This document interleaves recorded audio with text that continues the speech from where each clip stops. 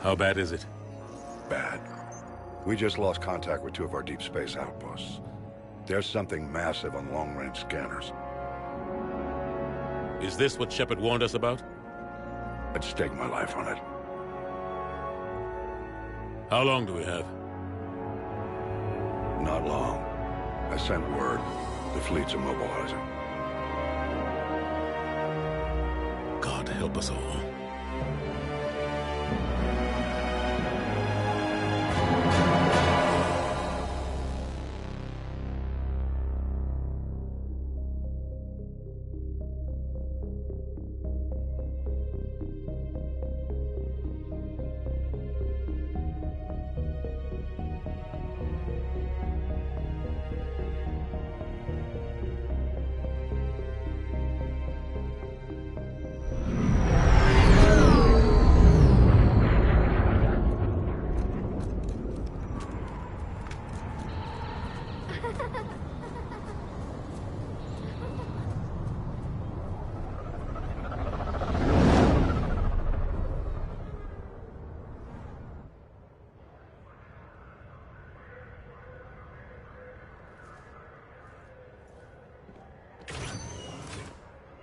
Commander.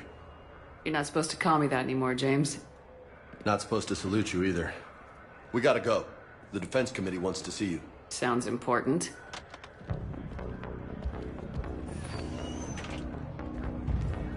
What's going on? Couldn't say. Just told me they needed you. Now. Anderson? Admiral? You look good, Shepard. Maybe a little soft around the edges. How you holding up since being relieved from duty? It's not so bad once you get used to the hot food and soft beds. We'll get it sorted out. What's going on? Why is everyone in such a hurry? Admiral Hackett's mobilizing the fleets. I'm guessing word's made it to Alliance Command. Something big's headed our way. The Reapers? We don't know. Not for certain. What else could it be? If I knew that. You know we're not ready if it is them, not by a long shot. Tell that to the Defense Committee. Unless we're planning to talk the Reapers to death, the committee is a waste of time. They're just scared. None of them have seen what you've seen. You faced down a Reaper. Hell, you spoke to one, then blew the damn thing up. You've seen how they harvest us, what they plan to do to us. You know more about this enemy than anyone. That way they grounded me, took away my ship? You know that's not true. When you blew up the Batarian relay, hundreds of thousands of Batarians died. It was that or let the Reapers walk through our back door. I know that, Shepard. And so does the committee. If it wasn't for that, you'd have been court-martialed and left to rot in the brig. That and your good word. Yeah, I trust you, Shepard. And so does the committee. I'm just a soldier, Anderson. I'm no politician. I don't need you to be either. I just need you to do whatever the hell it takes to help us stop the Reapers. They're expecting you to, Admiral.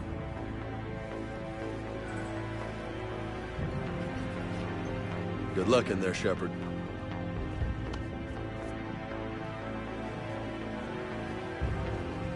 Anderson? Shepard. Ashley? Lieutenant Commander? How'd it go in there? I can never tell with them. I'm just waiting for orders now. Lieutenant Commander? You hadn't heard? No. I'm a bit out of the loop these days. Sorry, ma'am. Didn't mean to keep you out of the loop. I'm sure you had your reasons. Yeah, I guess I did. Still, good to see you. Admiral. Come on.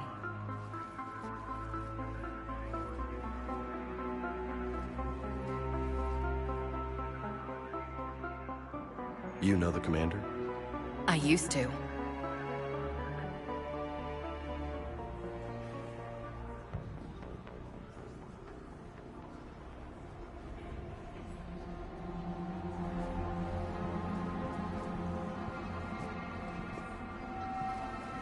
Admiral Anderson.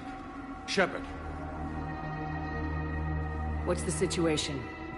We were hoping you would tell us. The reports coming in are unlike anything we've seen. Whole colonies have gone dark. We've lost contact with everything beyond the Sol Relay. Whatever this is, it's incomprehensibly powerful. You brought me here to confirm what you already know. The Reapers are here.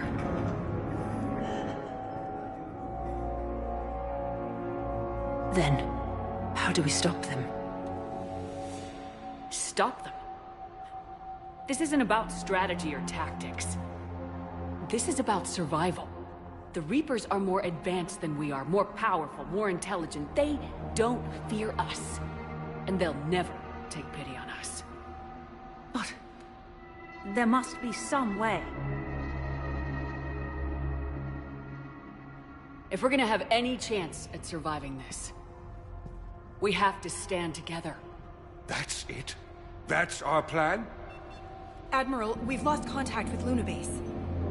The moon? They couldn't be that close already. How they get past our defenses?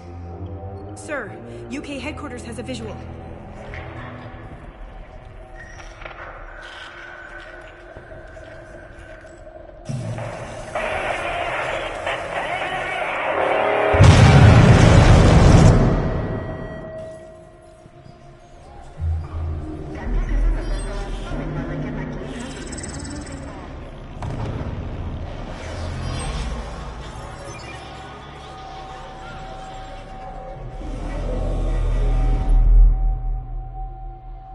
Why haven't we heard from Admiral Hackett?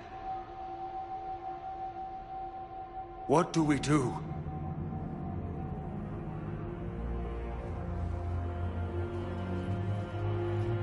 The only thing we can. We fight or we die. We should get to the Normandy.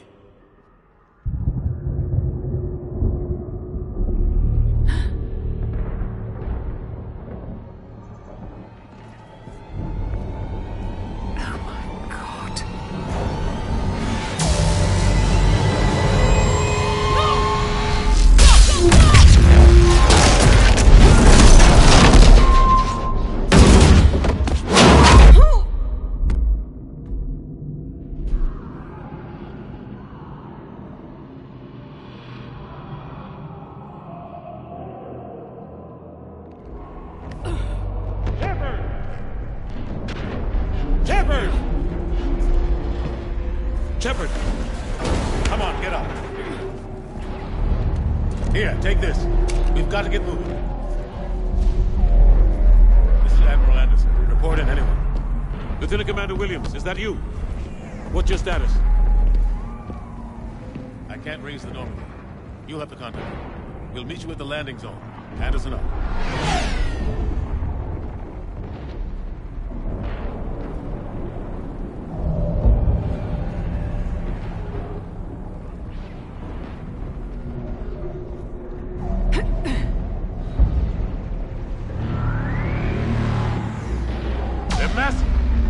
Come on, Shepard.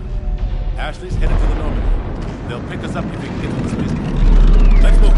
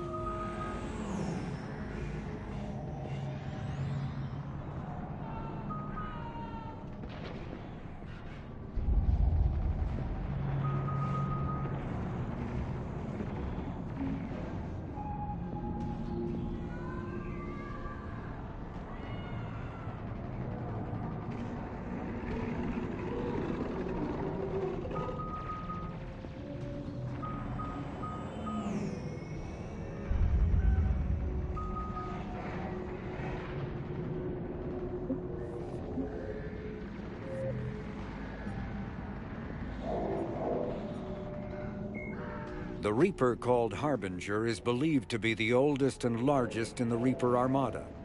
From the reaches of dark space, Harbinger managed to control the Collectors, a race of human-sized insectoid bipeds, as it sent them on a campaign to kill and gather humans from vulnerable colonies. The Collectors became a terrifying force in the galaxy, responsible for the murder of hundreds of thousands. Surviving colonists have described the tone of Harbinger's threats heard through the Collectors as they attacked as visceral and terrifying. Alliance intelligence has tentatively identified Harbinger as one of the Reapers leading the attack on Earth. A myth common to several cultures in the galaxy, Reapers were once imagined as space monsters that consumed entire stars.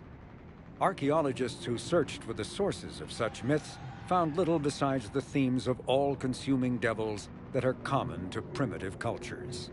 Although accurate information about the Reapers remains scarce, the galaxy now knows that the Reapers are not a myth. They are a real and devastating threat. Sovereign was the first Reaper encountered by the modern Citadel races. Military leaders initially assumed that Sovereign was a Geth or Prothean flagship commanded by Saren Arterius, a rogue Spectre. The truth was far more alarming. The massive ship was itself intelligent, and Saren proved to be under its control. The attacks by Sovereign against Eden Prime and the Citadel removed any uncertainty about the Reaper's technological superiority. Sovereign's formidable shielding and firepower allowed it to hold off the combined fleets of the Citadel, and its mass effect fields proved powerful enough to let the enormous vessel land on a planet's surface. Sovereign's mission, to open a mass relay that would transport the other Reapers from dark space, proved its undoing. During the Battle of the Citadel, Sovereign linked its consciousness to Saren's. When Saren's death corrupted the signal and shut down Sovereign's shields, Sovereign's destruction soon followed. Biotics is the ability of rare individuals to manipulate dark energy and create mass effect fields through the use of electrical impulses from the brain. Intense training and surgically implanted amplifiers are necessary for a biotic to produce mass effect fields powerful enough for practical use. The relative strength of biotic abilities varies greatly among species and with each individual. There are 3 branches of biotics. Telekinesis uses mass-lowering fields to levitate or impel objects. Mass-raising kinetic fields are used to block or pin objects. Distortion uses rapidly shifting mass fields to shred objects. Most organic species are capable of developing biotic abilities, though there are risks involved. Biotics are the result of in utero exposure to element 0.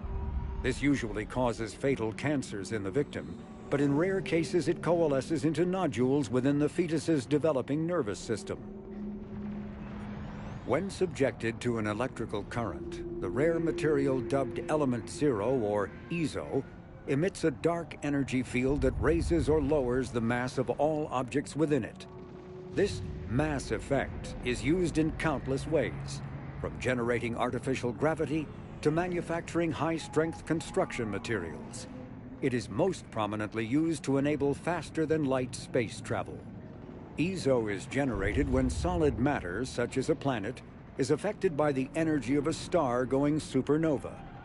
The material is common in the asteroid debris that orbits neutron stars and pulsars. These are dangerous places to mine, requiring extensive use of robotics, telepresence, and shielding to survive the incredible radiation from the dead star.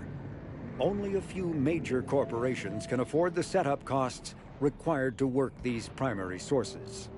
Humanity discovered refined Element 0 at the Prothean Research Station on Mars, allowing them to create mass effect fields and develop FTL travel. Element 0 can increase or decrease the mass of a volume of space-time when subjected to an electrical current. With a positive current, mass is increased.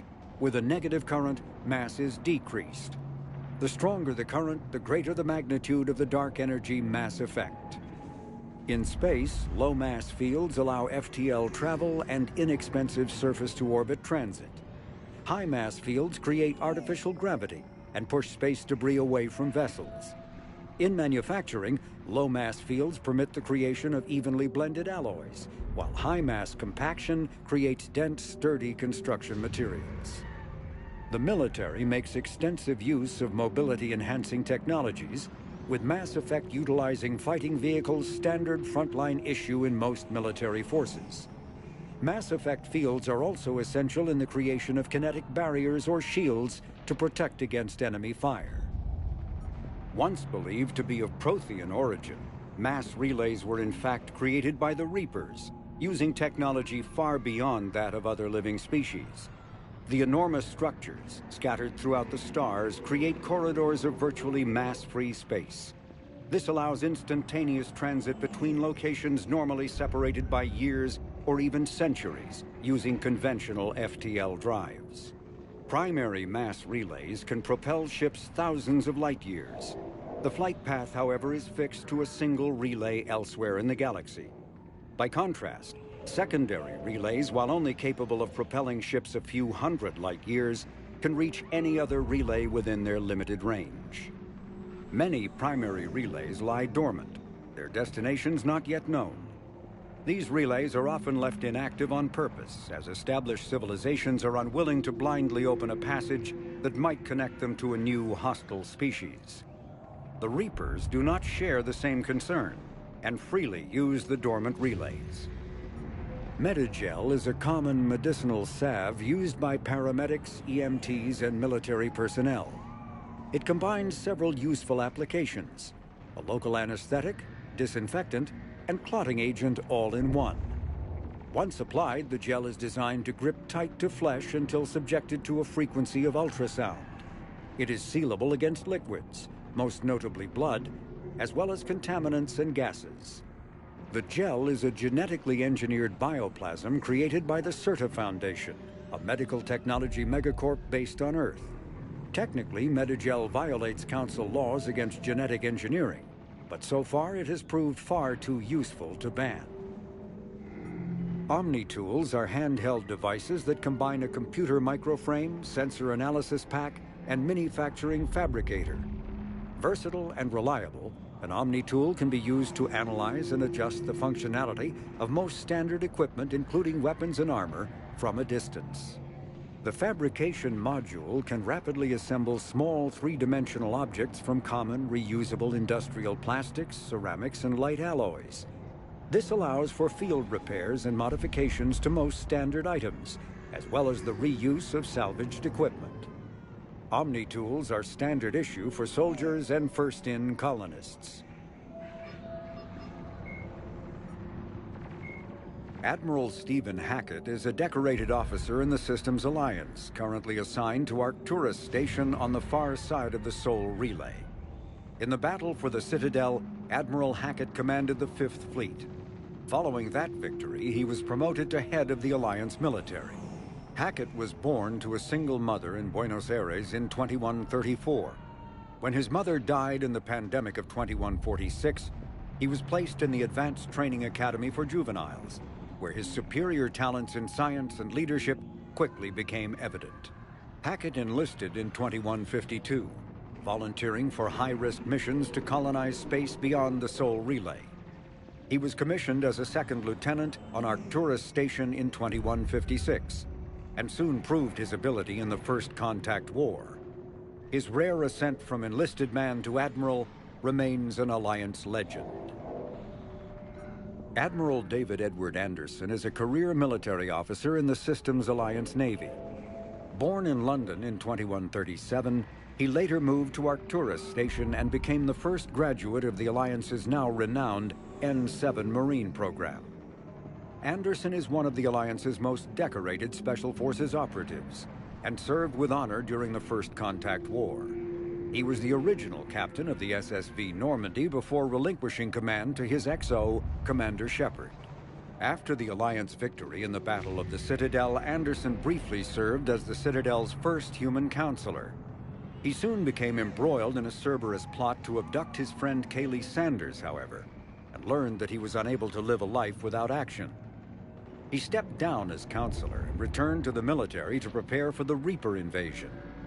The Alliance Parliament named Donald Udina as his successor. Lieutenant Commander Ashley Williams is a career military officer with the Systems Alliance. Born in 2158 to a military family, Williams enlisted directly out of high school, splitting time between Earth and hostile environment training on Titan. After earning numerous commendations early in her career, Williams became a platoon guide on Eden Prime, where she was the only member of her unit to survive the Geth attack. Williams then served as gunnery chief under Commander Shepard on the SSV Normandy, and was promoted to lieutenant commander after the Battle of the Citadel. More recently, an Alliance tribunal called on Williams to testify about her experience with the Reapers. Earth, the home world and capital of humanity, was enjoying a new golden age before the Reapers attacked. Disease, pollution, and other social ills were on the decline, thanks to technological advances and a wealth of resources from the colonies. Earth was an inspiration even to alien cultures, resulting in influence out of proportion with humanity's brief time on the galactic stage. The Reaper attack has put an end to any semblance of this former life. The great cities of Earth are storehouses of human DNA for the Reapers to harvest. Reaper gunships, capable of megaton-scale firepower, annihilated industrial centers in seconds. The militaries of Earth's disparate nation-states have retained only partial communication with the Systems Alliance fleets, leaving the planet's resistance efforts uncoordinated and vulnerable. The loss of the comm buoy network has cut off Earth's economy from the rest of the galaxy, sending shockwaves across galactic markets and a significant obstacle to receiving aid. The Systems Alliance is an independent supranational government representing the interests of humanity as a whole. The Alliance is responsible for the governance and defense of all extrasolar colonies and stations. The Alliance grew out of the various national space programs as a matter of practicality. Sol's planets had been explored and exploited through piecemeal national efforts. The expense of colonizing entire new solar systems could not be met by any one country. With humans knowing that alien contact was inevitable, there was enough political will to jointly fund an international effort. Still, the Alliance was often disregarded by those on Earth until the First Contact War. While the national governments dithered and bickered over who should lead the effort to liberate Shanxi, the Alliance fleet struck decisively. Post-war public approval gave the Alliance the credibility to establish its own parliament and become the galactic face of humanity. In the early 2160s, the Alliance began aggressive colonization of worlds in the Skyllian Verge, much to the dismay of the Batarians who had been developing the region for several decades. In 2171, the Batarians petitioned the Council to declare the Verge a zone of Batarian interest. The Council refused, however, declaring unsettled worlds in the region open to human colonization. In protest, the Batarians closed their Citadel embassy and severed official diplomatic relations with the Council, effectively becoming a rogue state. They instigated a proxy war in the Verge by funneling money and weapons to criminal organizations, urging them to strike at human colonies. Hostilities peaked with the Skyllian Blitz of 2176, an attack on the human capital of Elysium by Batarian-funded pirates and slavers. In 2178, the Alliance retaliated with a crushing assault on the moon of Torfan, long used as a staging base by Batarian-backed criminals. In the aftermath, the Batarians retreated into their own systems and are now rarely seen in Citadel space. 2 centuries ago, the Hanar helped 375,000 members of the Drell race migrate to the Hanar homeworld Kage to escape the environmental extermination that had claimed the remaining 11 billion Drell. Nearly all Drell demonstrate tremendous loyalty to their famously reclusive saviors. The intimacy of their relationship, expressed in a formal socio-political alliance called the Compact, also results in extremely close personal relations, in which some Drell actually learn Hanar soul names. While most Drell reside on Kage, Some assist Hanar off-world as envoys, researchers, co-investors, wayfarers, assassins, or otherwise, eager to help their saviors. For a century, galactic wisdom has held that behind any high-ranking Hanar hides a resourceful and fanatically devoted Drell. The omnivorous reptilian Drell possess an average lifespan of 85 galactic standard years. Having evolved on an arid planet, Drell face serious illness on the Hanar homeworld, especially Kepral's syndrome, a fatal bacterial lung disease. The Elcor are a Citadel species native to the high-gravity world Dakuna. They are massive creatures standing on 4 muscular legs for increased stability. Elcor move slowly, an evolved response to an environment where a fall can be lethal. This has colored their psychology, making them deliberate and conservative. Elcor speech is ponderous and monotone. Among themselves, scent, slight movements, and sub-vocalized infrasound convey shades of meaning that make a human smile seem as subtle as a fireworks display. Since their subtlety can lead to misunderstandings with other species, the Elcor often go out of their way to clarify when they are being sarcastic, amused, or angry. Dakuna's high gravity impedes mountain formation. Most of the world consists of flat, open plains, which prehistoric Elcor wandered across in small family bands. Modern Elcor still prefer open sky, and can become restless and uncomfortable on long starship journeys. The Geth are a humanoid race of networked AIs. They were created by the Quarians 300 years ago as tools of labor and war. When the Geth showed signs of self-evolution, the Quarians attempted to exterminate them. The Geth won the resulting war. This example has led to legal, systematic repression of artificial intelligences in galactic society. The Geth possess a unique distributed intelligence. An individual has rudimentary animal instincts, but as their numbers and proximity increase, the apparent intelligence of each individual improves. In groups, they can reason, analyze situations, and use tactics as well as any organic race. Geth space is located at the trailing end of the Perseus Arm, beyond the lawless Terminus systems. The Perseus Veil, an obscuring dark nebula of opaque gas and dust, lies between their space and the Terminus systems. The Hanar are a Citadel species known for excessive politeness. They speak with scrupulous precision and take offense at improper language. Hanar that expect to deal with other species take special courses to help them unlearn their tendency to take offense at improper speech. All Hanar have 2 names. The face name is known to the world. The soul name is kept for use among close friends and relations. Hanar never refer to themselves in the first person in conversation with someone they know on a face name basis. To do so is considered egotistical, so instead they refer to themselves as this one, or the impersonal it. Their homeworld, Kage, has 90% ocean cover and orbits an energetic white star, resulting in a permanent blanket of clouds. Due to the presence of Prothean ruins on the world, many Hanar worship them, and Hanar myths often speak of an elder race that civilized them by teaching them language. When the Asari discovered the Citadel, they also discovered the Keepers, a docile, multi-limbed insect race that seemingly exists only to maintain and repair the great Prothean station. Early attempts to communicate with or study the Keepers were failures, and it is now illegal to interfere with or impede Keeper activity. Because they are completely non-threatening, Keepers have become virtually invisible to everyone else. Similarly, they seem indifferent to other species, except for their tendency to help new arrivals integrate themselves into the Citadel. No matter how many Keepers die due to old age, violence, or accident, they maintain a constant number. No one has discovered the source of new Keepers, but some hypothesize they are genetic constructs, biological androids created somewhere deep in the inaccessible core of the Citadel itself. The Krogan evolved in a hostile and vicious environment. Until the invention of gunpowder weapons, eaten by predators was still the #1 cause of Krogan fatalities.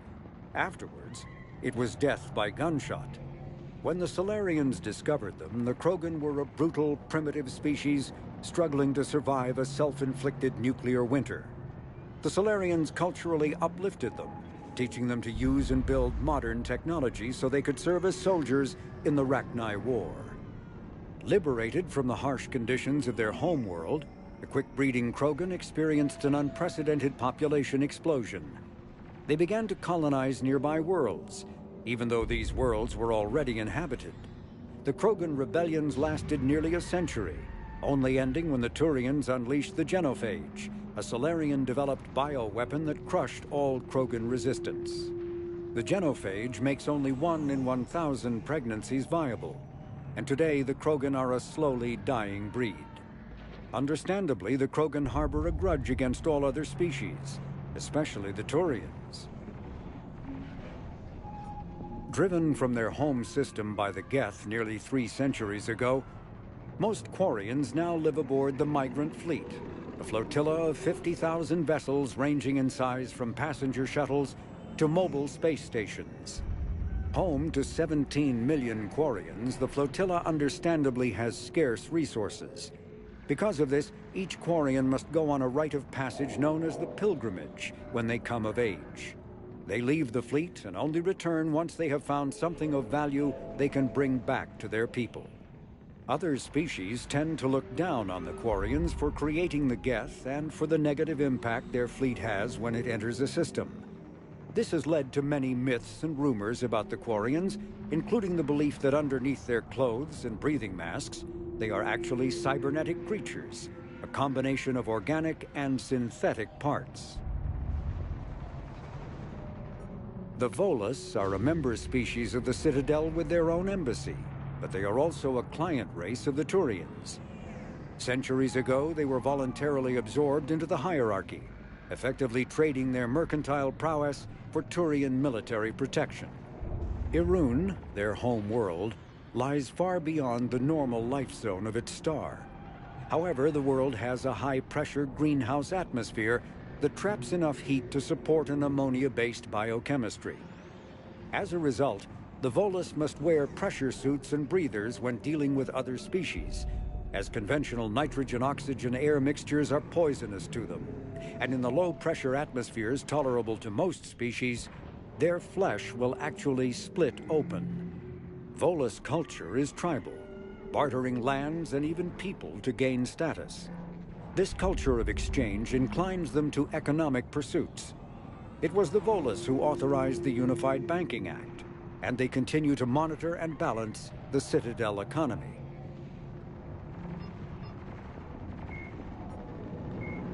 The Asari were the first species to discover the Citadel. When the Solarians arrived, it was the Asari who proposed the establishment of the Citadel Council to maintain peace throughout the galaxy. Since then, the Asari have served as the mediators and centrists of the Council. An all-female race, the Asari reproduce through a form of parthenogenesis. Each Asari can attune her nervous system to that of another individual of any gender and of any species to reproduce. This capability has led to unseemly and inaccurate rumors about Asari promiscuity. Asari can live for over 1,000 years, passing through 3 stages of life. In the maiden stage, they wander restlessly, seeking new knowledge and experience. When the matron stage begins, they meld with interesting partners to produce their offspring. This ends when they reach the matriarch stage, where they assume the roles of leaders and counselors. The second species to join the Citadel, the Solarians, are warm-blooded amphibians with a hyperactive metabolism. Solarians think fast, talk fast, and move fast. To Solarians, other species seem sluggish and dull-witted. Unfortunately, their metabolic speed leaves them with a relatively short lifespan. Solarians over the age of 40 are roughly 1,200. The second species to join the Citadel, the Solarians, are warm-blooded amphibians with a hyperactive metabolism. Solarians think fast, talk fast, and move fast. To Solarians, other species seem sluggish and dull-witted. Unfortunately, their metabolic speed leaves them with a relatively short lifespan. Solarians over the age of 40 are a rarity. The Solarians were responsible for advancing the development of the primitive Krogan species to use as soldiers during the Rachni Wars. They were also behind the creation of the genophage bioweapon the Turians used to quell the Krogan rebellions several centuries later. Solarians are known for their observational capability and non-linear thinking. This manifests as an aptitude for research and espionage.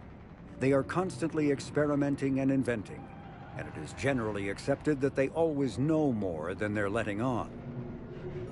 Roughly 1,200 years ago, the Turians were invited to join the Citadel Council to fulfill the role of galactic peacekeepers.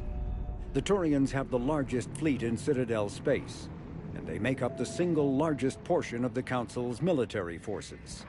As their territory and influence has spread, the Turians have come to rely on the Solarians for military intelligence and the Asari for diplomacy.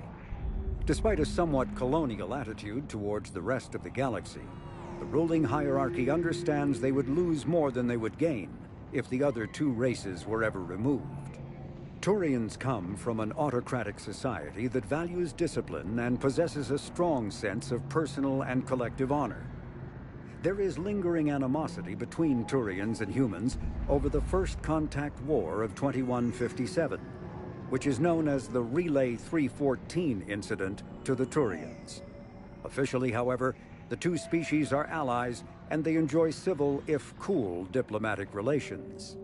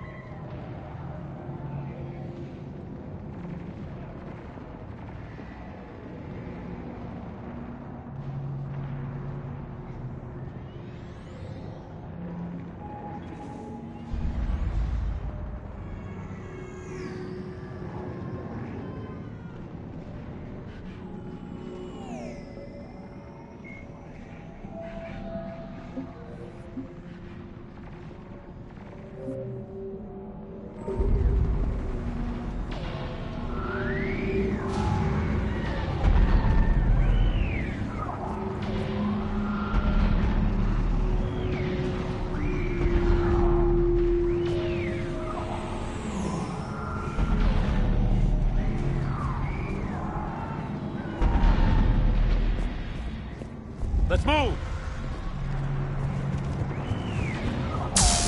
Look out! How do you stop something so powerful?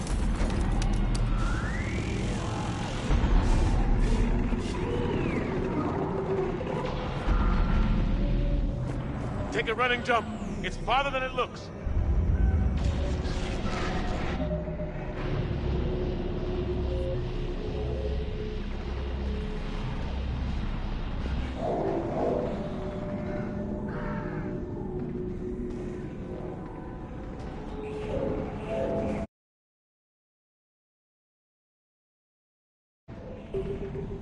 Let's go. Come on, Shepard. If I can make it, you can. Come on, let's go.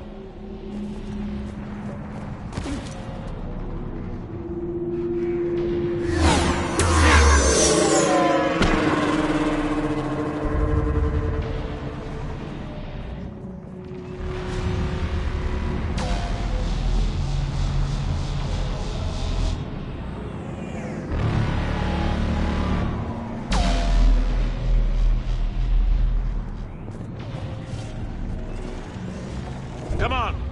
We'll have to go this way.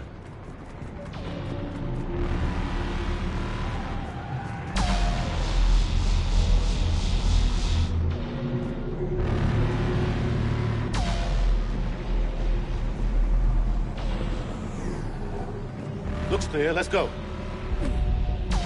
Come on, let's keep moving.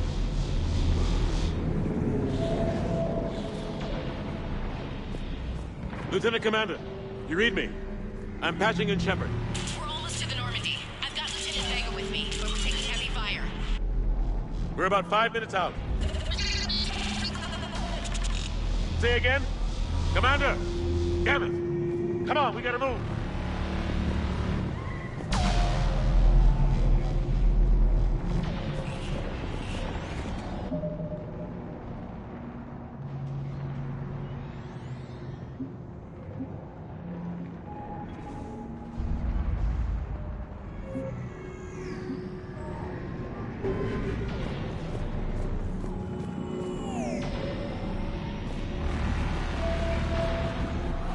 Husks!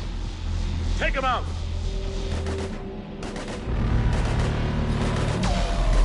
Shoot him! You haven't forgot how to shoot, have you?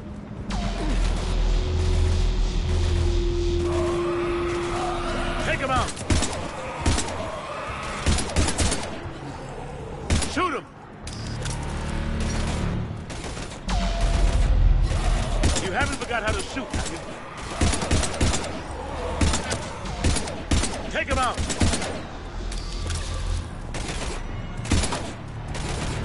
Shoot him! I'm out of ammo. Come on, we gotta move.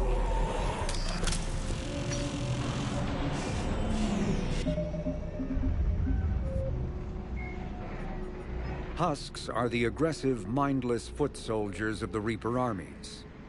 They are created by impaling either living or dead humans on mechanical spikes that rapidly extract water and trace minerals and replace them with cybernetics. These cybernetics reanimate the lifeless flesh and tissue, transforming the bodies into horrifying killing machines. The Reapers use large groups of Husks to overwhelm the enemy. The Husks' inability to feel pain, as well as their tendency to attack in groups, makes them particularly deadly adversaries.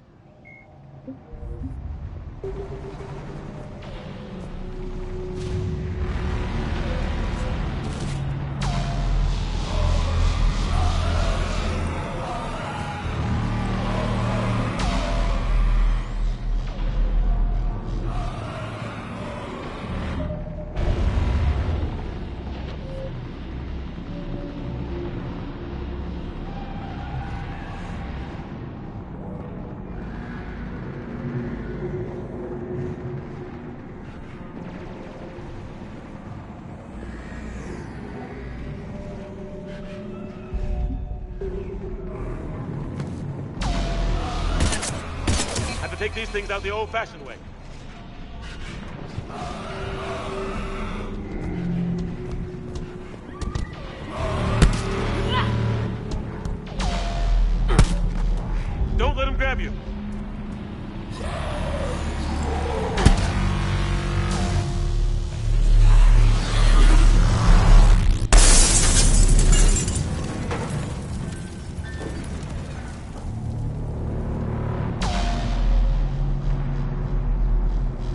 find a way out of here.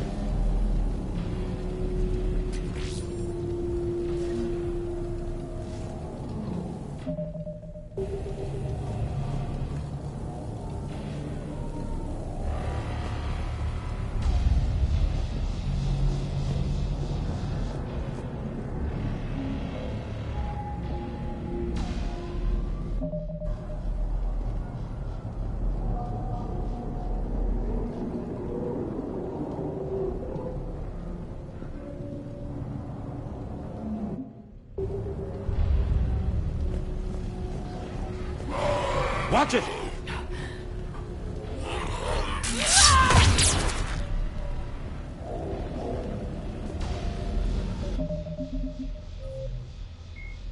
Although melee combat applications for the Omni tool are almost as old as the device itself, the feature was largely unused prior to the Reaper invasion.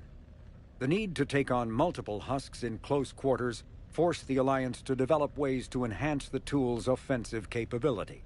The most common melee design is the Omni Blade, a disposable silicon carbide weapon flash-forged by the tool's mini-fabricator. The transparent, nearly diamond-hard blade is created and suspended in a mass effect field safely away from the user's skin. Warning lights illuminate the field so the searing hot blade only burns what it is intended to: the opponent. More technically adept soldiers frequently modify their Omni tools to maximize stopping power through electrical, kinetic, or thermal energy. Some troops integrate the weapon with their kinetic barriers, transforming the Omni tool into a wrist-mounted bludgeon. Others fabricate flammable gases, held in place by a mass effect field and ignited upon impact. All prove deadly surprises for opponents who expect a disarmed Alliance warrior.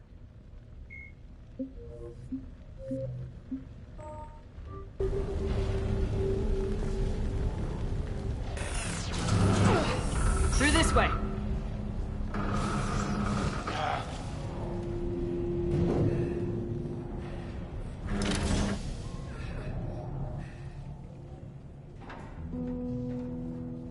Hey. It's okay. Everyone's dying.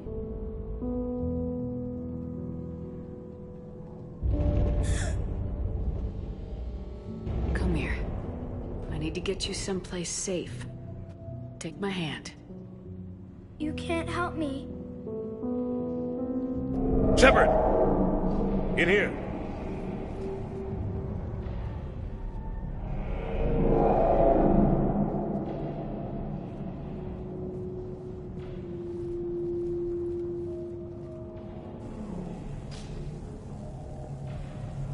This is a goddamn mess. Every minute these machines are here, thousands of innocent people die. I won't be responsible.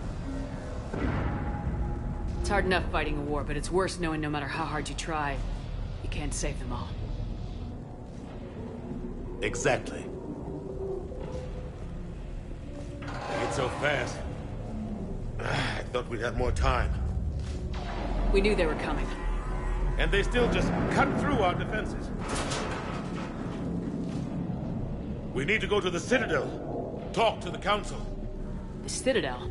The fight's here. It'll be everywhere soon enough. You said it yourself. The Reapers will destroy everything if we don't stop them. The Council has to help us. You sure about that? No, but you're a Council Spectre. That has to count for something. Gotcha! Thanks. I owe you one. More than one. Grab some ammo. Reload, let's keep moving.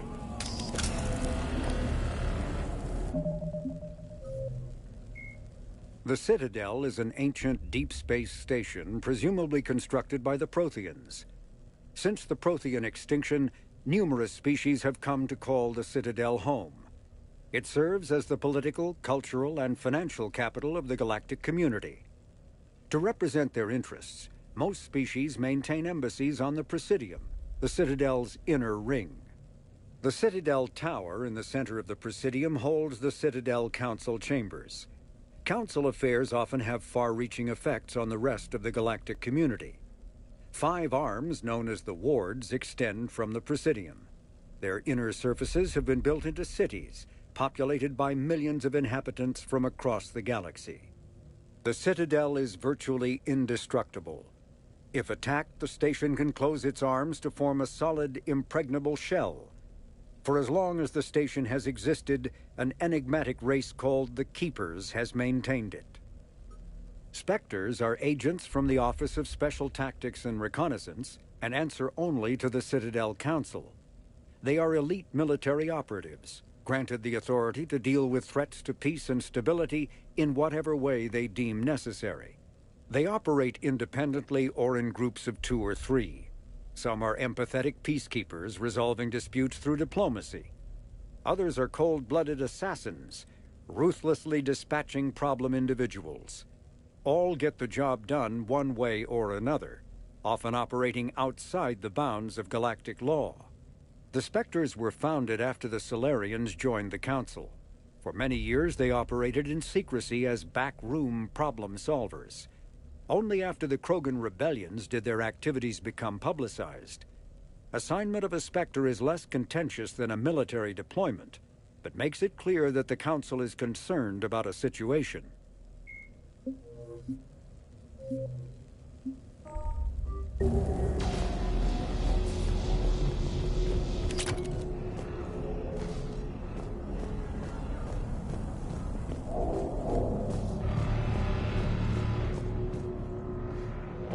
Come on, it hasn't been that long since you've handled a weapon.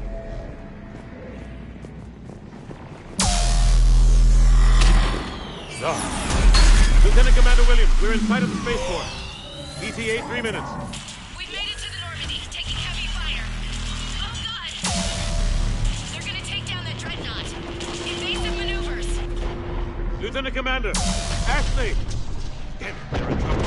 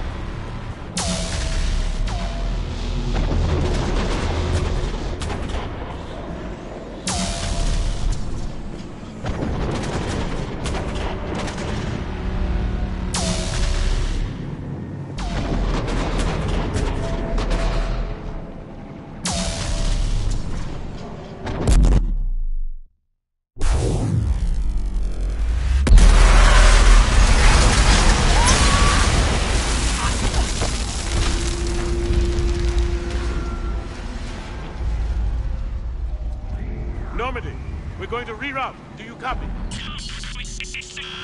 Normandy, come in.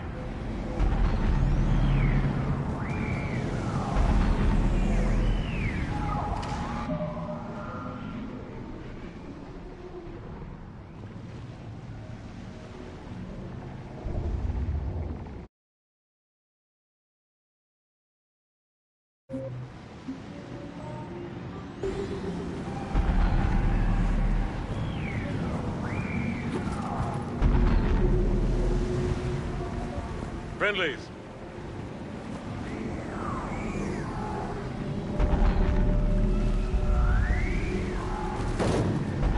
You two all right? Get down! They'll see you!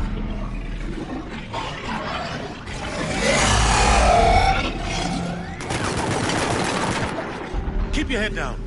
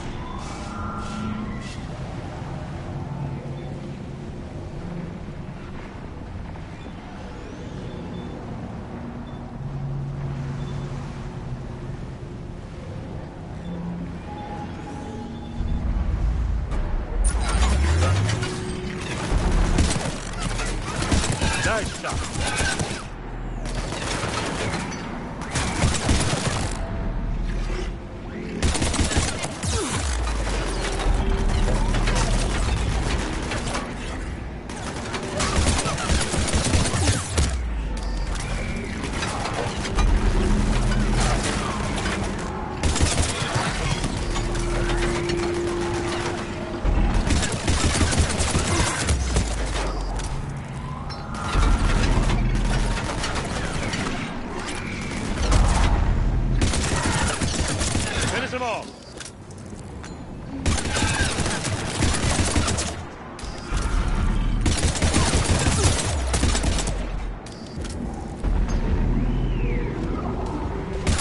Shepard, over here!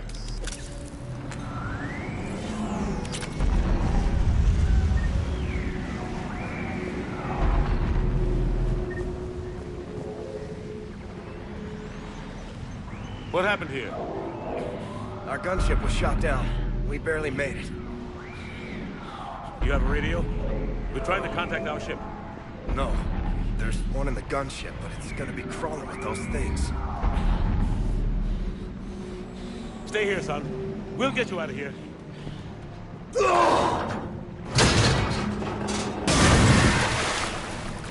Come on. Let's get to that gunship.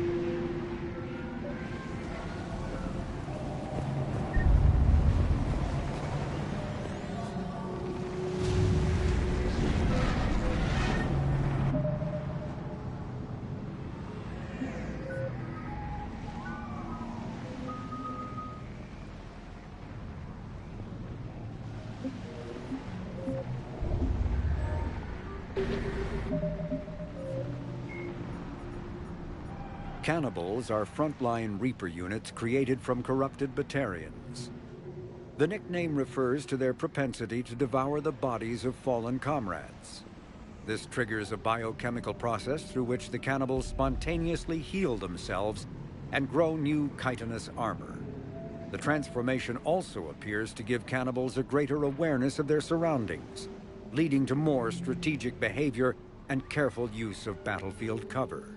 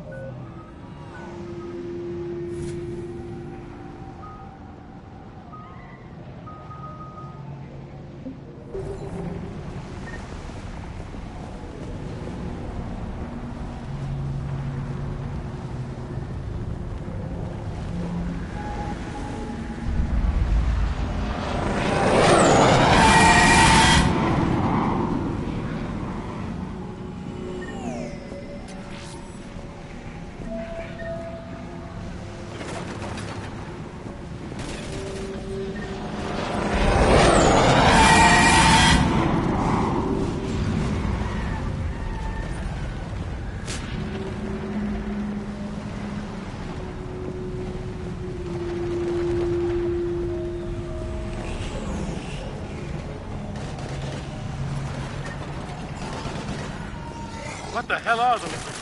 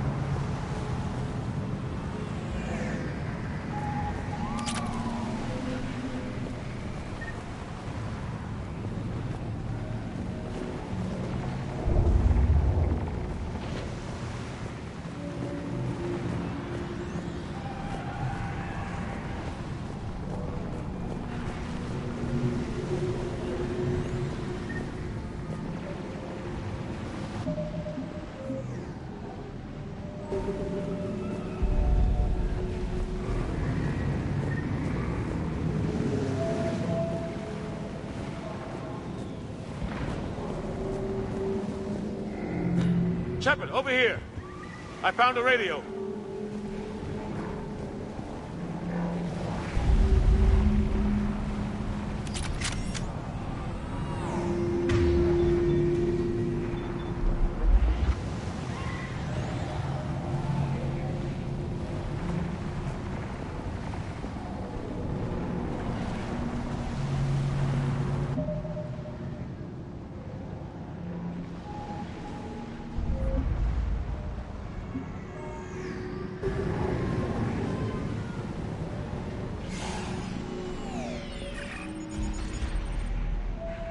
Normandy, this is Anderson. Do you read?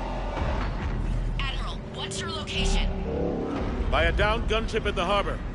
I'm activating its distress beacon. Send support. We've got wounded down here. Lieutenant! Damn it! I've lost the signal. Let's hope that beacon does its job. And fast, we've got company.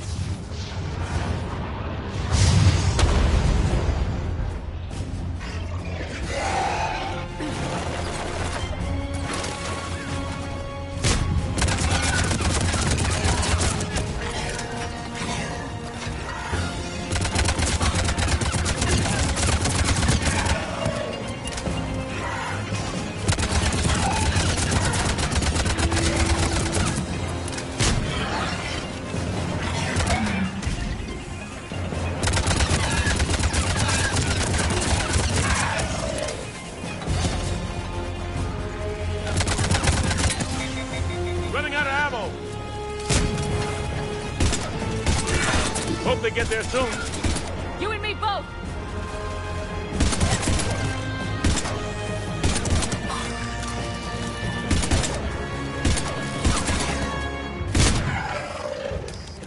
There's more of them.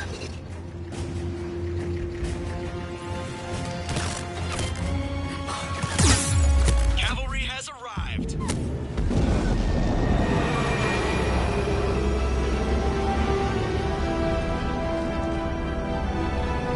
About time.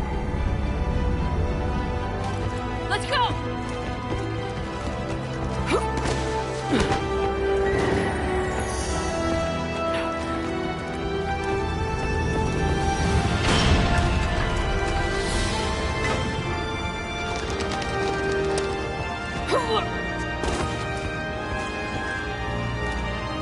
Welcome back, Shepard.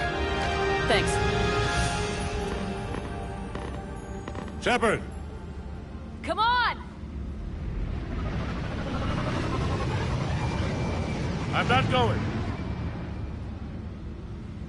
You saw those men back there. There's a million more like them, and they need a leader. We're in this fight together, Anderson. It's a fight we can't win. Not without help. We need every species, and all their ships, to even have a chance at defeating the Reapers. Talk to the Council. Convince them to help us. What if they won't listen? Then make them listen. Now go! That's an order. I don't take orders from you anymore, remember? Consider yourself reinstated, Commander. You know what you have to do. I'll be back for you, and I'll bring every fleet I can. Good luck. You too, Shepard.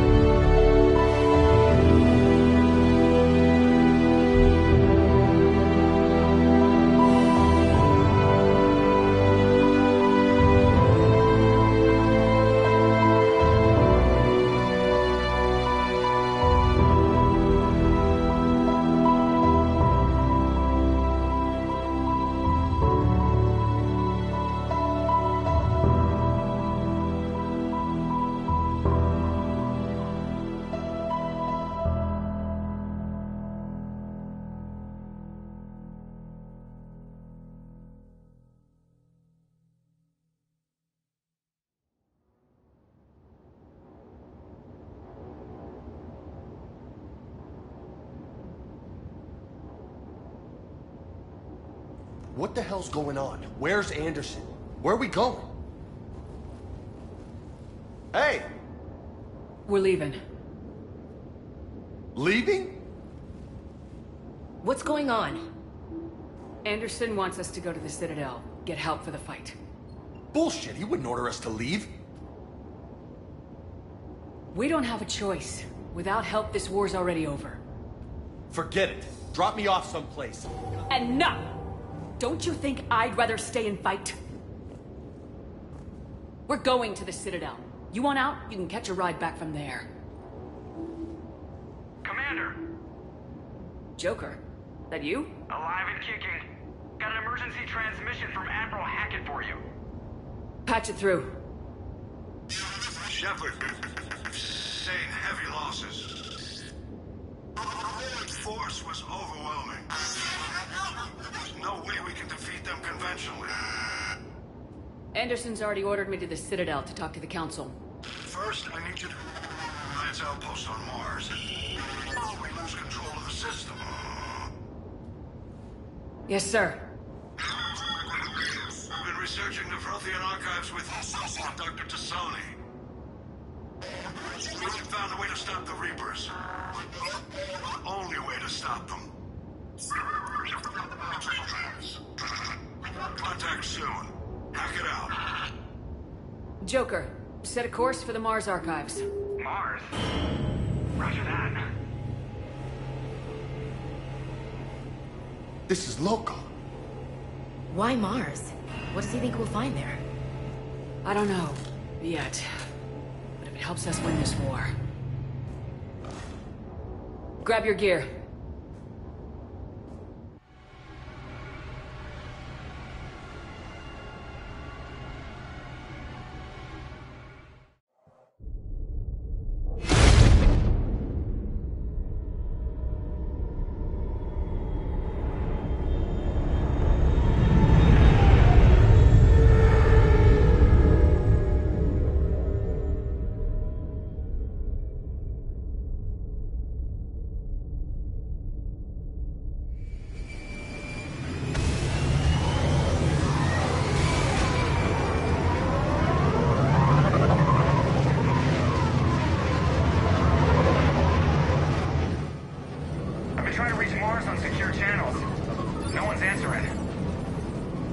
Any sign of Reaper activity? Negative. Edie? The base appears to be online. It's possible the inhabitants were evacuated. We'll know soon enough. Be ready, Joker. Just in case. Roger that. Normandy out. We're almost there.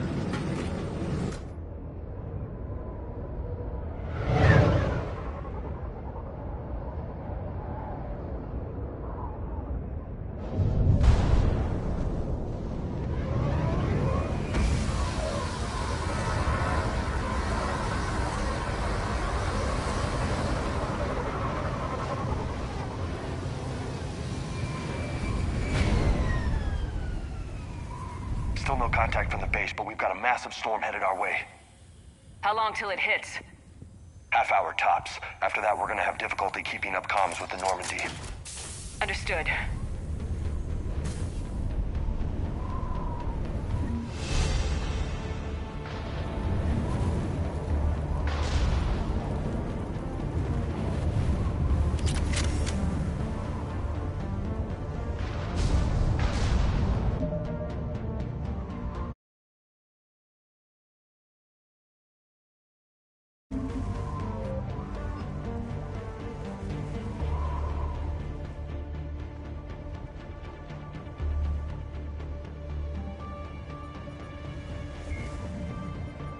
Flight Lieutenant Jeff Joker Moreau is a respected pilot with the Alliance Navy. Born and raised on Arcturus Station, he is widely considered to be the best helmsman in the system's alliance. Moreau enlisted with the Navy directly out of school and quickly gained the respect of his superiors. He served as pilot of both the Normandy SR-1 and its successor, the SR-2, and was at their respective helms during the Battle of the Citadel and the assault on the Collectors. Moreau suffers from Vrolik syndrome, a rare debilitating disorder also known as brittle bone disease. Cerberus built the Normandy SR-2 as a second-generation version of the Alliance frigate SSV Normandy after the Collectors destroyed the original. The SR-2's many alterations produced a craft nearly double the original size, requiring an even larger Tantalus drive core to compensate. Its state-of-the-art Kodiak shuttle can make landings the original Normandy could not attempt. The Enhanced Defense Intelligence, an AI known colloquially as EDI, coordinates many of the ship's combat functions, assisting and even supplanting human piloting. The Alliance has recently appropriated and refurbished the SR-2. In addition to tight beam communicators, the Quantum Entanglement Communicator, QEC, provides instantaneous contact with Alliance Command. Asari-made Solaris armor can resist even the tremendous heat and kinetic energy of starship weapons. The armor is nearly unsurpassed in strength because its central material, carbon nanotube sheets woven with diamond chemical vapor deposition, are crushed by mass effect fields into super-dense layers, able to withstand extreme temperatures. That process also compensates for the diamond's brittleness. Diamond armor itself has two limiting disadvantages. First, while nanotubes and CVD diamond construction have become cheaper in recent years, it remains prohibitively expensive to coat starships or aircraft larger than fighters in Solaris material. Second, the armor must be attached to the ship's superstructure, so shock waves from massive firepower can still destroy the metals beneath the armor itself. A popular misconception holds that the diamond composition of Solaris armor gives it a sparkle. In fact, atmospheric nitrogen impurities during the super-hot forging process give the armor a metallic gray or yellow sheen. Cyclonic barrier technology, CBT, attempts to solve the higher-end limitations of traditional kinetic barriers. Traditional barriers cannot block high-level kinetic energy attacks, such as disruptor torpedoes, because torpedo mass effect fields add mass. The CBT violently slaps aside rather than halting incoming linear force. By rotationally firing their mass effect field projectors, ships create rapidly oscillating kinetic barriers instead of static ones. Shooting through the CBT is like trying to shoot at a target inside a spinning ball. Significant drawbacks to current CBT configuration prevent its use on anything other than frigates and fighters. Its many high-frequency sensors and emitters require frequent maintenance and replacement. A partially damaged CBT can endanger its operator, who is surrounded by rotating mass effect fields, skewing in unpredictable directions. Fortunately, if an emitter is damaged, the CBT corrects to become a traditional shield array, a safety feature that makes it most effective during opening volleys. After the Battle of the Citadel, human and Turian volunteers spent 3 months clearing the station's orbit of debris. During the cleanup, the Turians secretly salvaged Sovereign's powerful main gun, along with much of the weapon's Element Zero core. 11 months later, the Turians introduced the Thanix, a scaled-down version of the weapon. The Thanix's core is a liquid alloy of iron, uranium, and tungsten, suspended in an electromagnetic field powered by Element Zero. The molten metal, accelerated to a significant fraction of the speed of light, solidifies into a projectile as it is fired, hitting targets with enough force to pierce any known shield or armor. The gun can fire reliably every 5 seconds. The weapon's relatively small size allows it to be mounted on most fighters or frigates. It is now widely used by the Alliance military and is the primary weapon on the refurbished Normandy SR-2.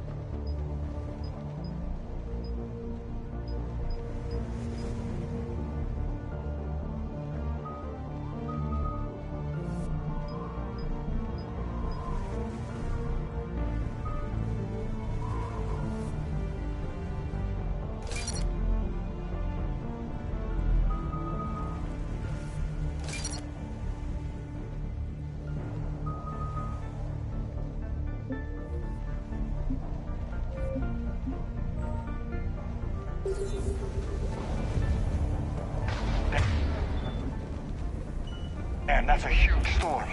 Looks a lot bigger in person. Come on, Lieutenant, it's not that bad. Doesn't mean it can't kill us. I'm more worried about the war back on Earth, or the fact that nobody here is reporting in. Fair enough.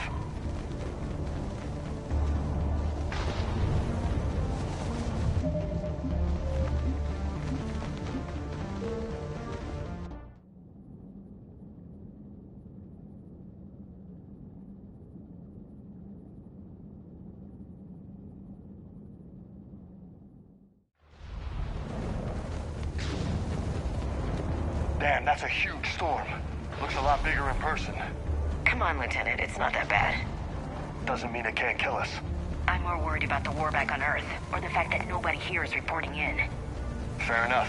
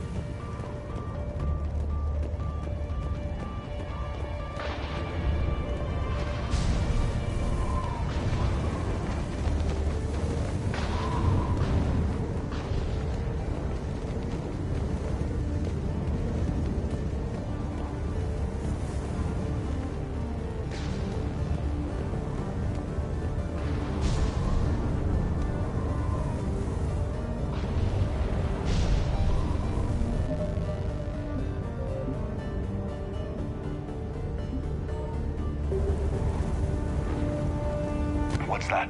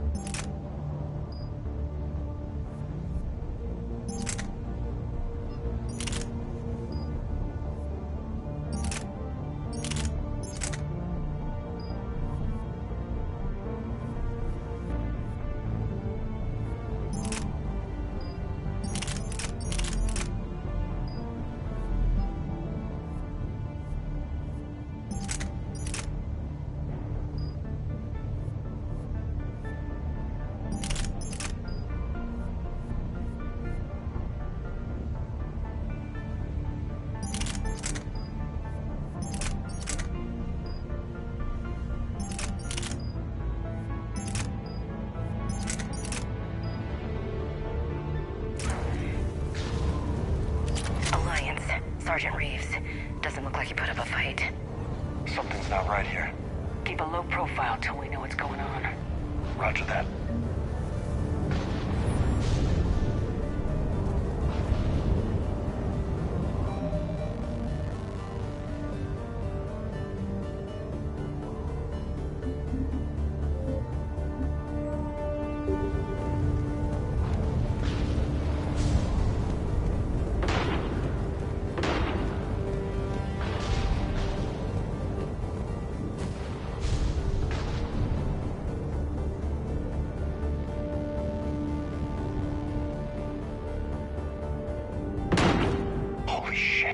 They're executing them.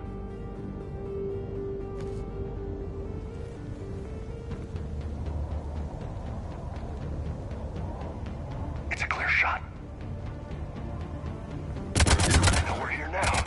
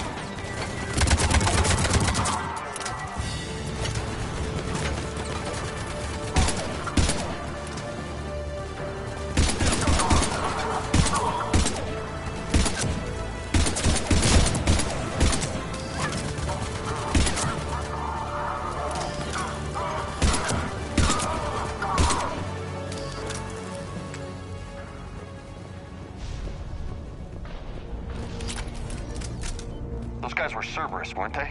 Sure look like it. What's Cerberus doing here on Mars? Good question. You don't know?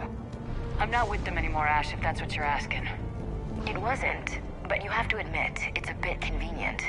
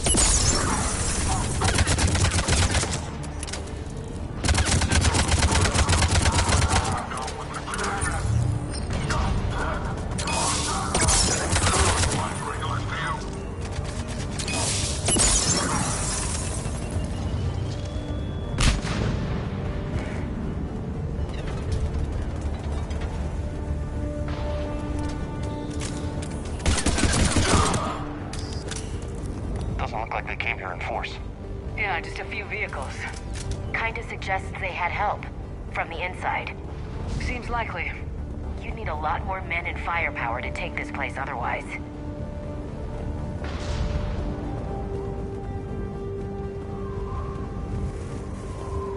Commander, I thought you told Cerberus to screw off after you wiped out that collector base they were after. That's exactly what I did. Well, one thing's for sure. They're no friend of the Alliance. Agreed.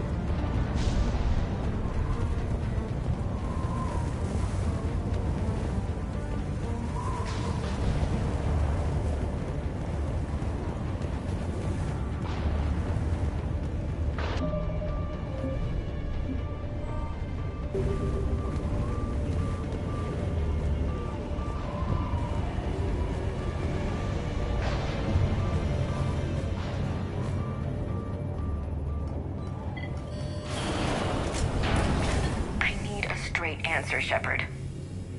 About what? Do you know anything about this? What is Cerberus doing here? What makes you think I know what they're up to? You worked for them. How am I supposed to believe you've cut all ties? We joined forces to take down the Collectors. That's it. They rebuilt you from scratch. They gave your ship, resources. Let me be clear. I've had no contact with Cerberus since I destroyed the Collector base. And I have no idea why they're here now or what they want. Commander Shepard's been under constant surveillance since coming back to Earth. No way they've communicated since. Sorry, Shepard.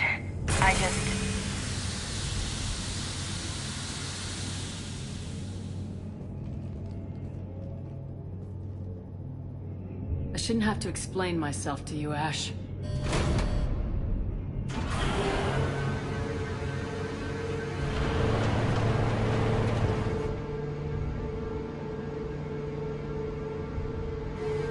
Please trust me. I do. It's just that...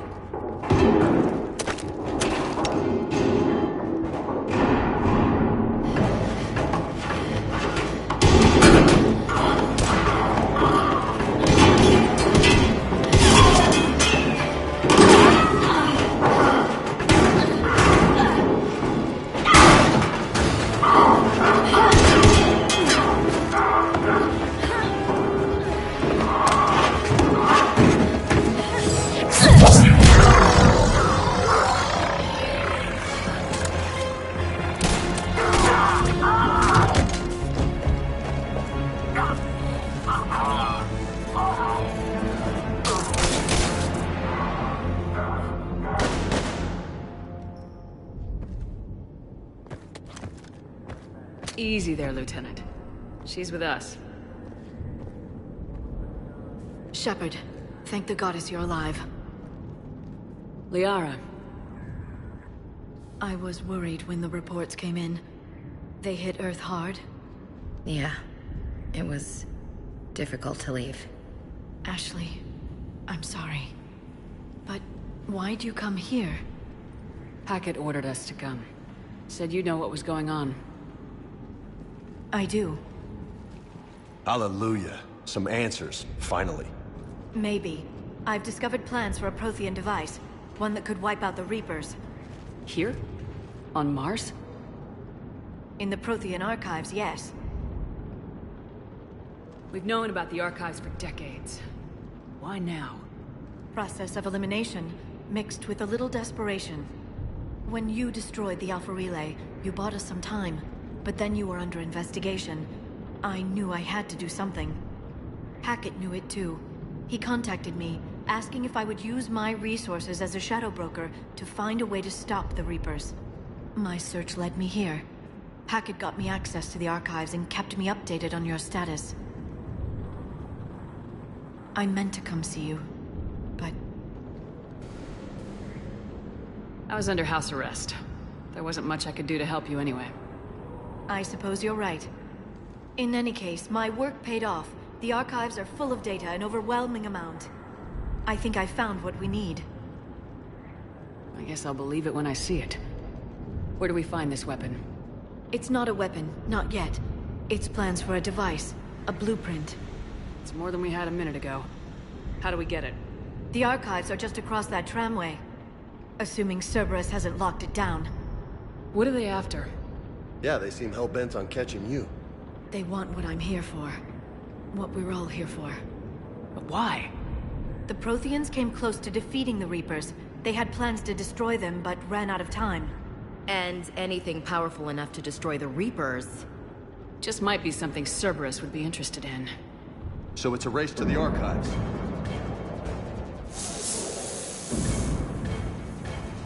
We got company. Bring it on. Not this time, James. What? Get back to the shuttle. If Cerberus beats us to the archives, I need you covering the exits. But... Now, Lieutenant.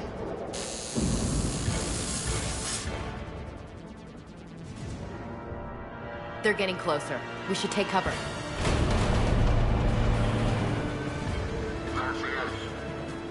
Looks like they found us.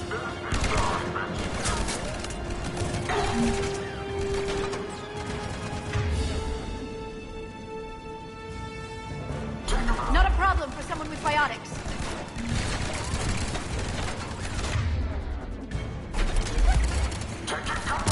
You can't hide forever.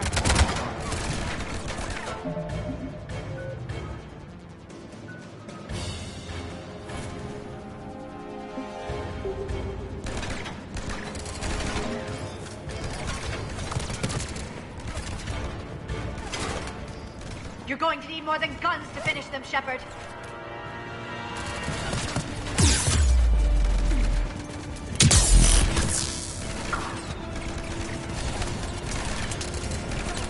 Can't just shoot them.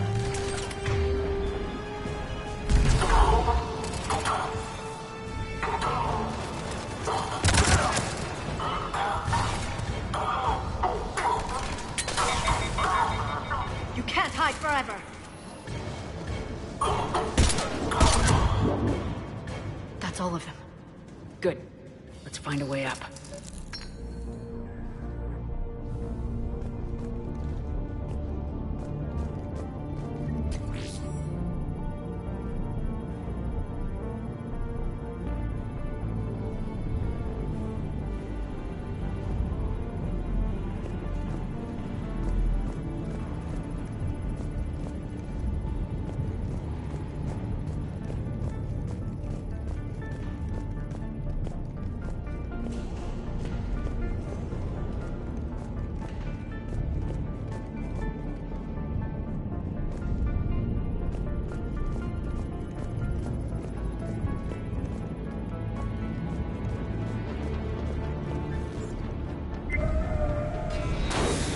They've sabotaged the elevator.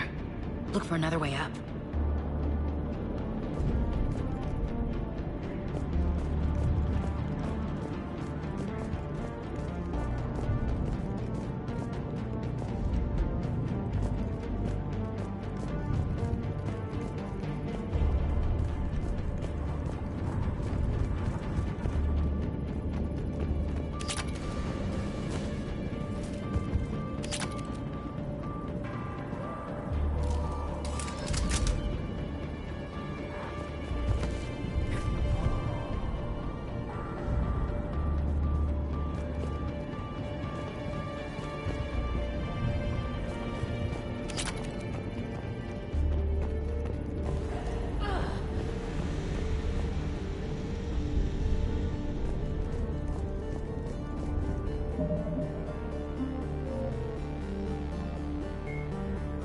Originally created to covertly insert Alliance Marines into hostile environments, the UT-47 shuttle has since been sold to Allies, recovered by enemies, and had its specifications stolen by spies. In one form or another, this durable transport is now used in all corners of the galaxy. A-model Kodiaks feature a front-mounted mass accelerator cannon that can be used in an anti-vehicular role. Since the shuttle lacks proper gun ports, soldiers often open the side hatch to fire on enemies. This is discouraged in Alliance manuals since it exposes the interior to return fire. Flying the 47A during atmospheric combat requires considerable skill. The pilot must reduce the vehicle's mass for speed and handling, while maintaining enough mass to resist recoil, incoming fire, and inclement weather. More than one pilot has overstressed the Kodiak's field generator and ended up on the battlefield instead of above it.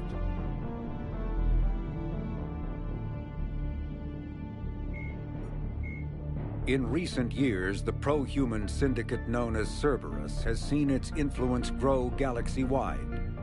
The largely untraceable organization now includes private intelligence agencies, biotics laboratories, research facilities, and the lucrative corporations that provide a front for it all. Cerberus's charismatic leader, known only as the Elusive Man, drives the organization's philosophy and interests. The level of secrecy he maintains puts professional intelligence agencies to shame. As Cerberus grows, so too does public distrust of the organization. Some commentators have remarked that Cerberus is not so much pro-human as it is anti-alien. Others question the blind loyalty of its employees.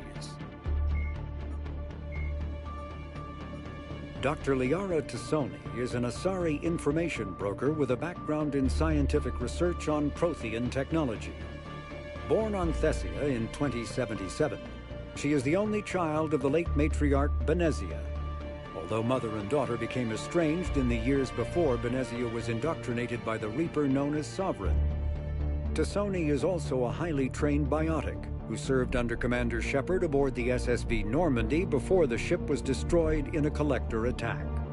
Before she became involved in galactic affairs, Dr. Tassoni spent 50 years researching the Protheans' technology and the mystery of their extinction. She now divides her time between uncovering Prothean ruins and consulting with noteworthy representatives of the various Citadel races. 50,000 years ago, the Protheans were the only spacefaring species in the galaxy. They vanished in a swift galactic extinction. Only the legacy of their empire remains. They are believed to have built the mass relays and the Citadel, which have allowed numerous species to explore and expand throughout the galaxy. Prothean ruins are found on worlds across the galaxy. While surprisingly intact for their age, functioning examples of Prothean paleotechnology are rare. Time and generations of looters have picked their dead cities and derelict stations clean. Some believe the Protheans meddled in the evolution of younger races. The Hanar homeworld of Kage, for example, shows clear evidence of former Prothean occupation. The presence of a former Prothean observation post on Mars has caused a rebirth of interventionary evolutionists among humans. These individuals believe the god myths of ancient civilizations are misremembered encounters with aliens.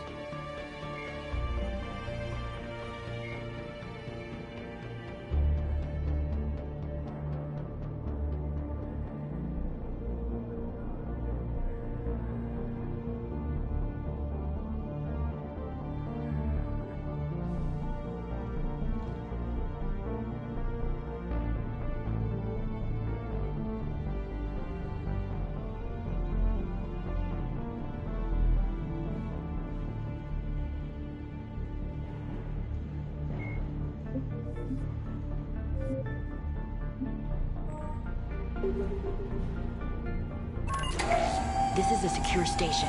How did Cerberus get in? Not sure. One minute we were getting reports of the Reaper invasion. The next, there was chaos. Didn't even realize it was Cerberus at first.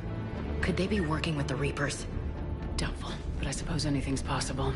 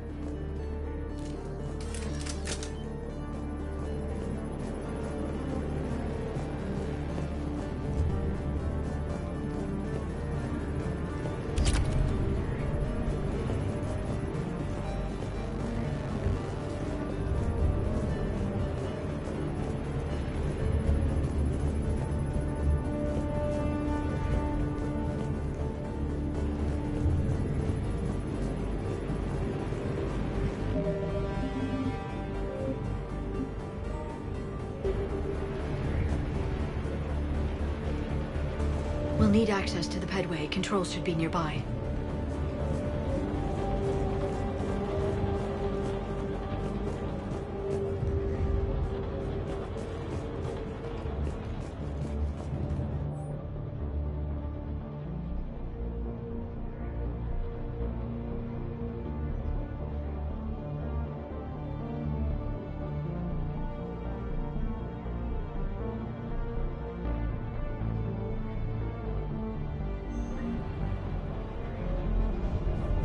Damn it.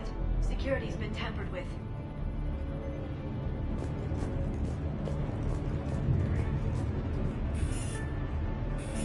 That's odd.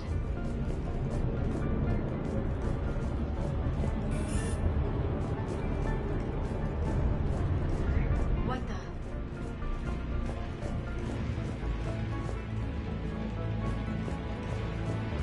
Let me try. No.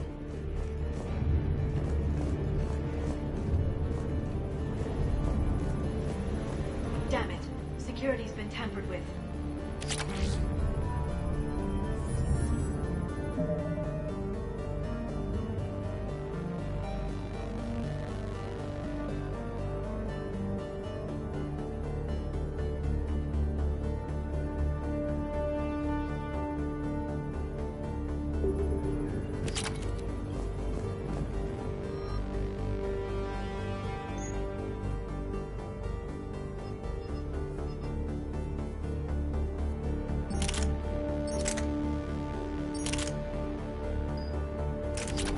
That's odd.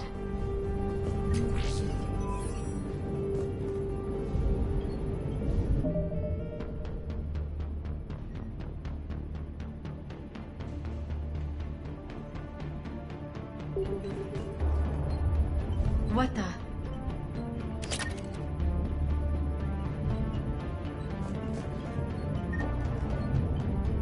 Let me try.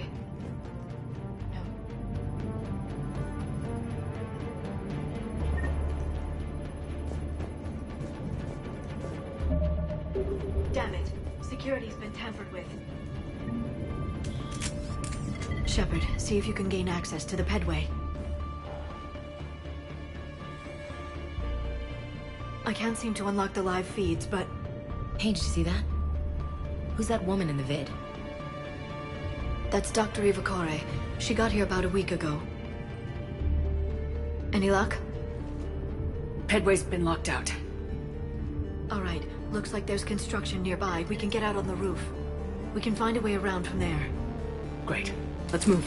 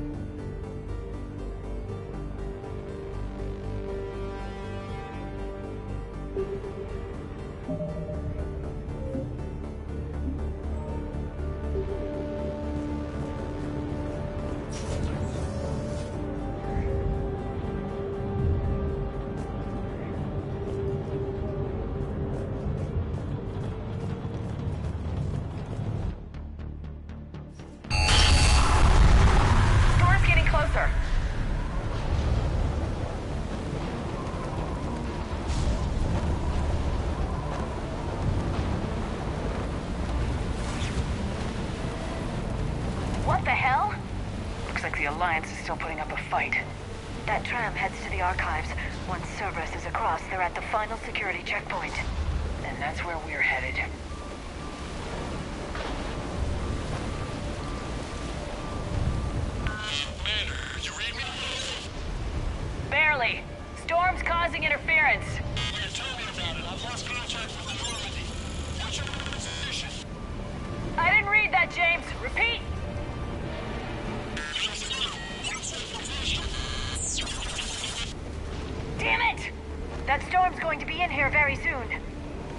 It's already here! Good point.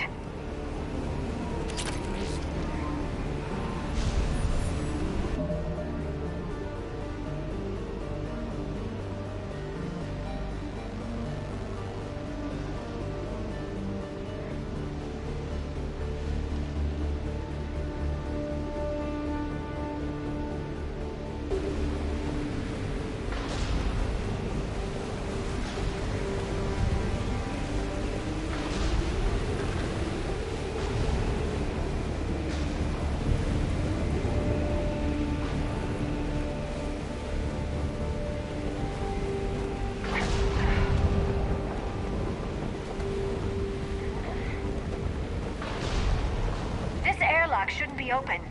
Doesn't look like it was forced. No, you have to override security protocols.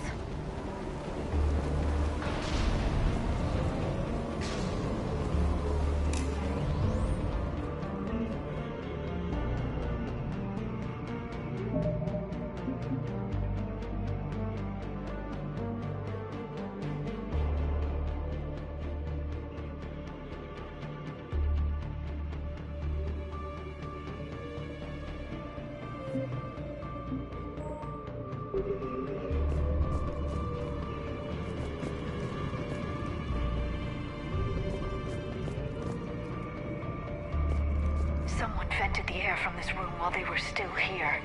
Looks like they died trying to claw their way out. This is brutal, even by Cerberus standards.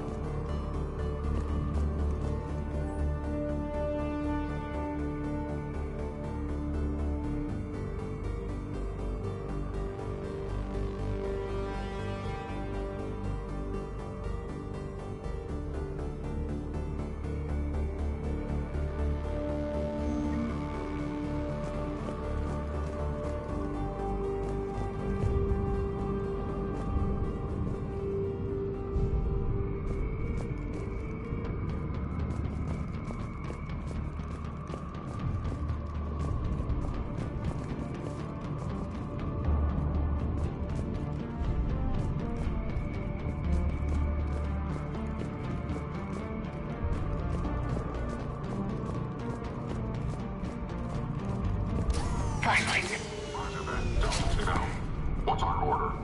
There's an Alliance force in here somewhere. We need to keep them away from the core. Check the next room. It's dark in there. Want me to shut the windows? No, not unless you want to decompress this room too.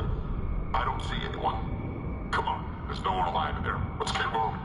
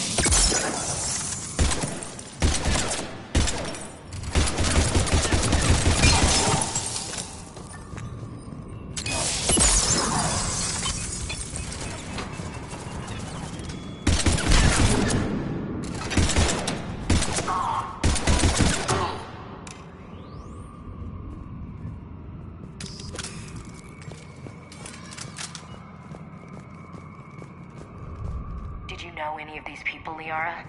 I recognize a few, but I can't say I knew them.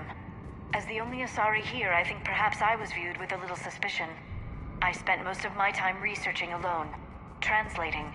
I'm still not clear on what you discovered. Bits and pieces, really. Clues. It took them centuries to conquer the Protheans. In that time, the few Prothean survivors searched desperately for a way to stop the Reapers. If my translations are correct, they found a way. But in the end, they didn't have the resources to follow through with their plan.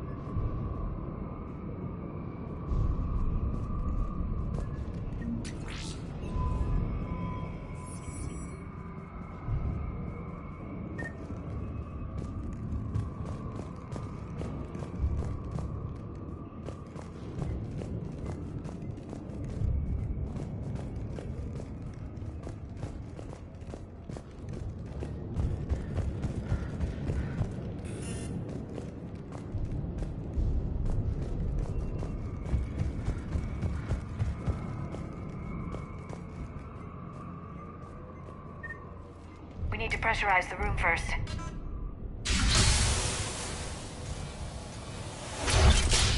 There we go. We have access to the labs. They'll take us right to the tram station. Hey, looks like there's a recording of what happened here. Security station. Come in. We're seeing some odd activity down here. Our security protocols just kicked in. Everything's locked down. Doctor, I'll get you a report as soon as...